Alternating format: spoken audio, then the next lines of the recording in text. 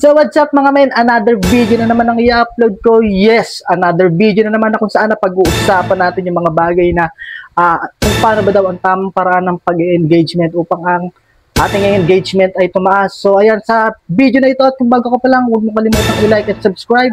Then click the notification bell para lagi kang updated sa mga video ko. Ayan, sa mga baguhan dyan na hindi alam kung paano ba ang tamang paraan ng pag-engagement, baka ito na ang sagot sa katanungan mo. So may mga bagay na hindi dapat natin gawin kapag tayo ay nag-engagement. So halika na, talakayin natin at pag-usapan ng mga bagay-bagay na yan. So bago ang lahat ng yan, happy 700 followers sa atin. So maraming salamat sa inyo mga men. Patuloy ako mag-upload ng video hanggat sa makakaya ko. So kung hindi dahil sa inyo, hindi tayo aabot ng ganito. So maraming salamat sa pagsuporta nyo. Kaya wag na natin patagalin to. Start na natin itong video na to. Let's go!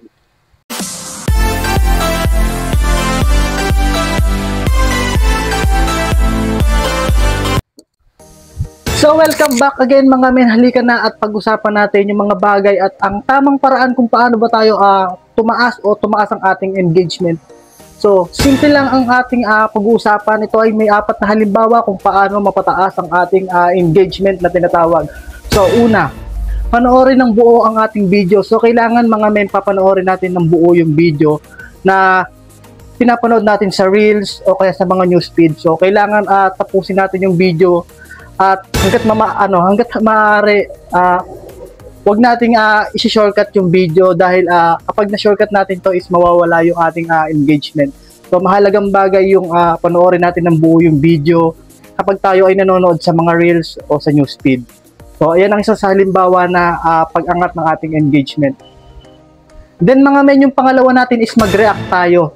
So mag-react po tayo doon sa video na napapanood natin. So, mag-react tayo ng halimbawa na like, heart, o care, o love, o kahit anumang reaction niya na pwede nating i-react dun sa video na pinapanood natin. Basta mahalagang bagay din yan, mag-react tayo dun sa video na pinapanood natin. So, huwag niyong kalimutang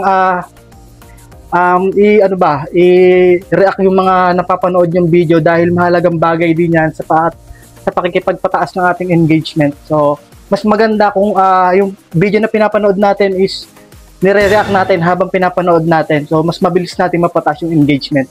So, ayan yung pangalawang halimbawa ng pagtaas ng ating engagement.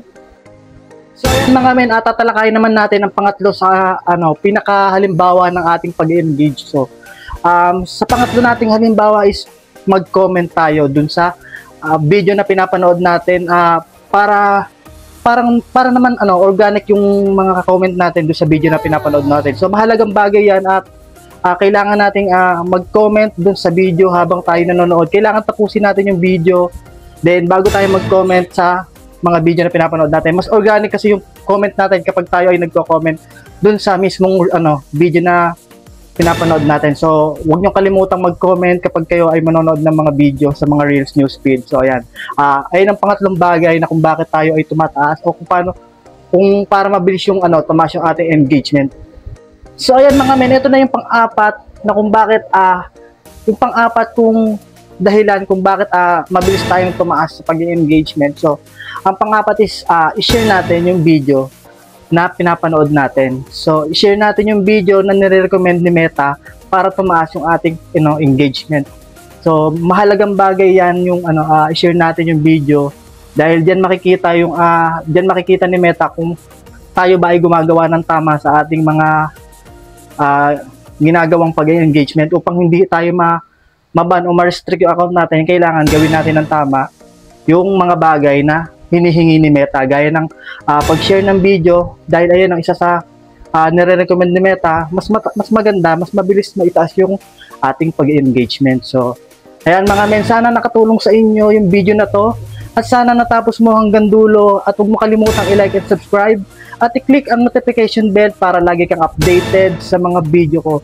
So, hanggang dito na lang video na to at sana may natutunan kayo sa mga baguhan dyan na kagaya ko, sa mga small content creator na ninanais na mapalago ang kanilang engagement. Sana nakatulong tong video na to.